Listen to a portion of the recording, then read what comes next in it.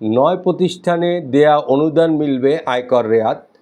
জাতীয় রাজস্ব বোর্ড কর্তৃক ঘোষণাকৃত এই 9 প্রতিষ্ঠানের আমরা জেনে নেই যে 9 প্রতিষ্ঠান, এই 9 প্রতিষ্ঠানের মধ্যে রয়েছে Bangladesh thalassemia foundation, Mastul foundation, SOS children village international in Bangladesh, রোগী কল্যাণ সমিতি, বাংলাদেশ জাতীয় বধির সংস্থা, গণস্বাস্থ্য কেন্দ্র, Dhaka Ahsania mission, palliative care society of Bangladesh PCSB এবং আগামী এডুকেশন ফাউন্ডেশন।